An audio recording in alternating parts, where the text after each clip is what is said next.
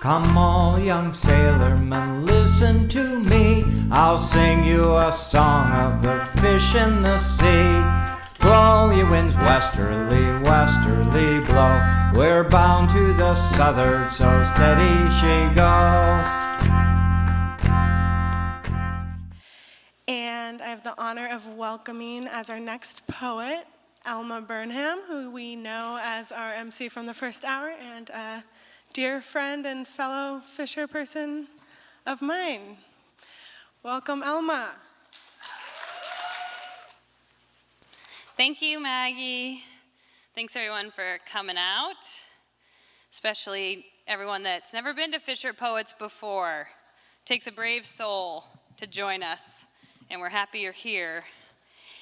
I'm not sure what Maggie said, but Alma is my name, and I fish in Bristol Bay, and I'm joining today from Mount Vernon, Washington, where I live. I'm going to read a couple different things. This is newish. It's called Dead Man's Float.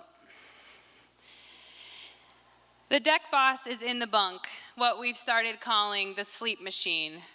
We have pulled off our sticky, wet rain gear, crawled in the bunk, and woken up 3 times already today. The same sun that helped me get up the first time is still up, still blaring bright, though now on the other side of the river.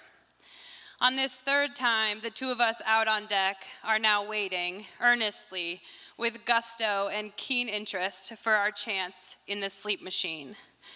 I am hopeful that the next time in the sleep machine will bring me into the next day, that when I wake up, I'll allow myself to imagine pulling off a 1-pager calendar and changing the date, finally crossing July into August. I yearn for the sleep machine, but really my utmost desire at this moment is to lay in a dead man's float. Let's anchor up, drop the hook. My knees are sore from balancing, and my feet are swollen and heavy in my boots. My wrists feel 10 times bigger than my elbows. I want to stop listening for orders from the flybridge, and I want the boat to stop, and I want the anchor to charge down to the bottom, and I want it to find it and dig in and hold us, float us. Also known as the survival float, the dead man's float maneuver is meant to allow for relaxation and rest in the water. I am ready for relaxation and rest. This season's swim is long and hard, and I am searching frantically for a way to buoy my body against the pace. U.S. Navy sailors perform the dead man's float to qualify as second-class swimmers during training at the Pearl Harbor-based search and rescue swimmers practice. Today, on the 33rd day of fishing in this 66th tide and this zillionth set, I am a soldier fisherman thinking about survival. Float with our mouth open and nose above the surface, anchor down and directed by the tide, hold us steady. I want to lay in the sleep machine like I'm floating in the so poorly named dead man's float just at the surface of the Atlantic, the saltier ocean of my childhood. I want to fill my lungs with air and lay flat and listen to the clink clink of tide rushing past the aluminum. Like your ears breaking in and out of the surface, the splash on the sleep machine soothes me to rest.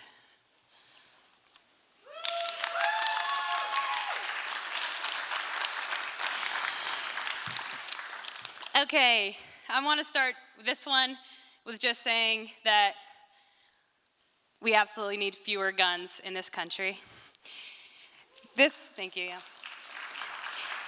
However, once upon a time, I did shoot a seagull, and just to see if I could do it, and Mother Nature served me my karma right back, and that's what this is about. My story with the seagull is a long and windy one. It begins or ends the day I shot one with a gun. I took position from a floating skiff on the bow with lots of concentration that I quite regret now. I hit it that day, which I think is why it resides forever present in my mind's eye. As a child, I would watch them from the dock, never thinking one day I'd really want to kill one with a rock. As a fisherman, I didn't mind the seagull at first until learning that they really are the worst.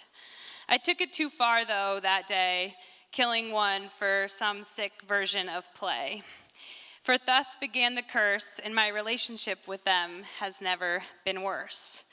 I set my net the next day, as one does, in the wind and rain and big swell, because it was open. It was time to fill our boats with gurry and slime.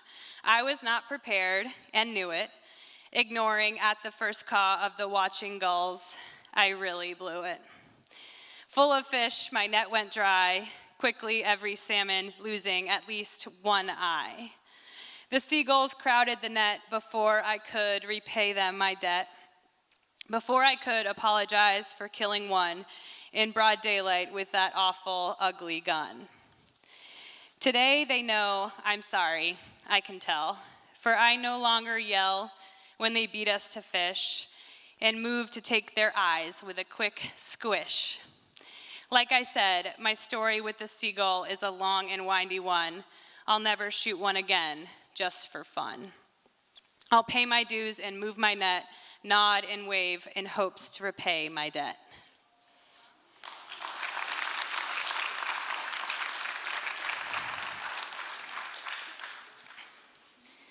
Thanks. This is another old one that I haven't read in a while. It starts with, well, I hope everyone has read some Rachel Carson at one point or another.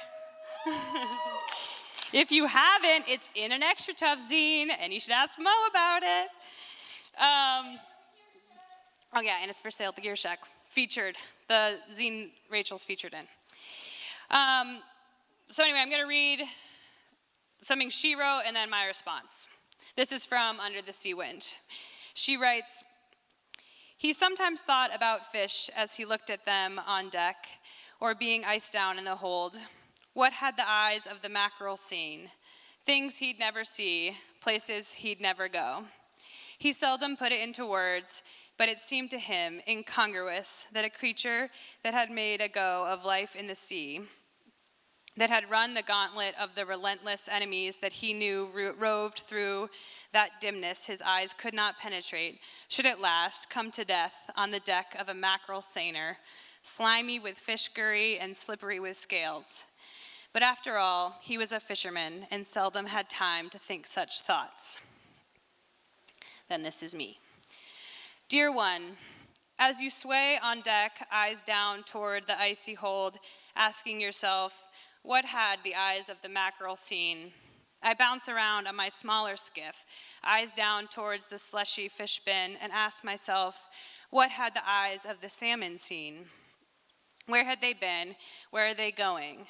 Really, though, what I would like to know is if these fish coming to death on my deck have raced by, hid from, felt those coming to death on yours. I worry not about geography and biology and the details that perhaps hold a true answer. Instead, I suspend my disbelief and believe my slight inkling that the related experiences of these fish, the incongruousness of their life in the sea, as you say, arriving at death here on this aluminum deck, is really not incongruous at all. Rather, the opposite. A shared experience in a harmony of dead fish eyeballs and young fishermen allowing a moment of pause in midst of swells and an arduous bloodbath. Perhaps these fish had seen the same, graced the same kelp bed, bumped against the same hull. I understand that the likelihood of my very sockeye brushing past your very mackerel is unlikely. I understand that this celebratory haul is also one of tragedy. I understand that our target species, like our days, are so very different, but I prefer to embrace these thoughts, these ones we seldom have time to think. In love and Gurry, Elma."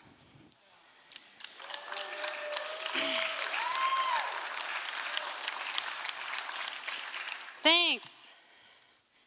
Oh, I did that. Sorry, I turned the light off. Here we go with a new one, sort of, called Going Fast in the Dark. This is my last one.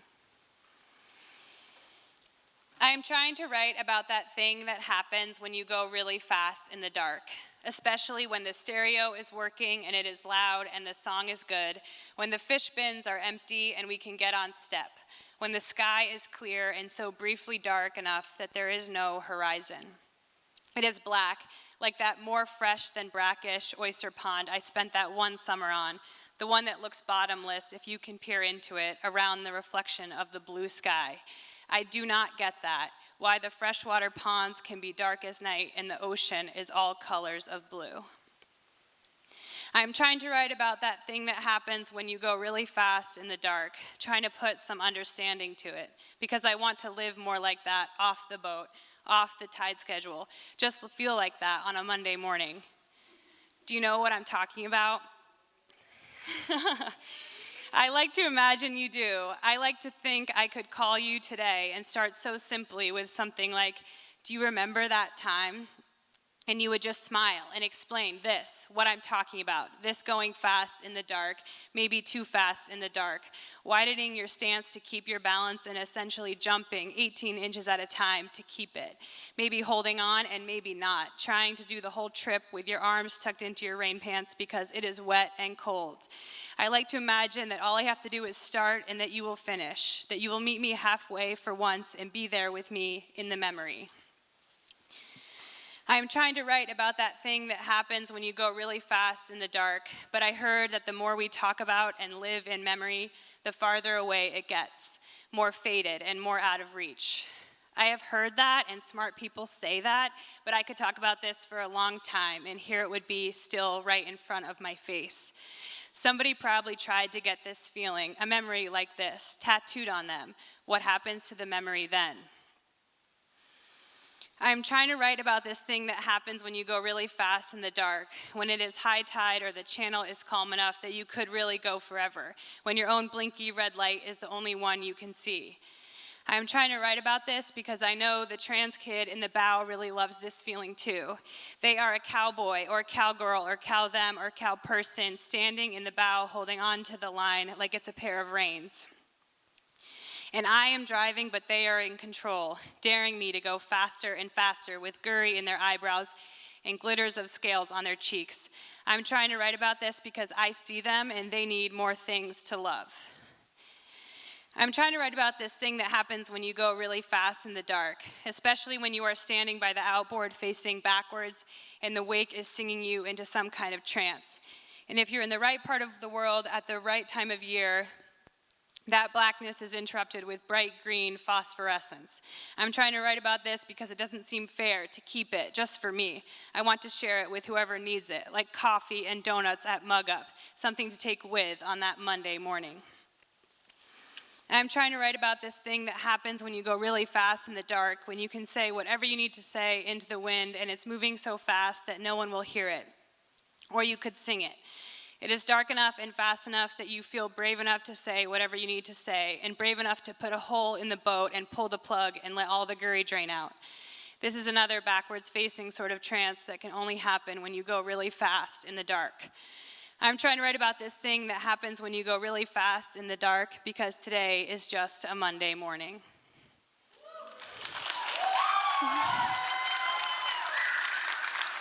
That's it. Thank you.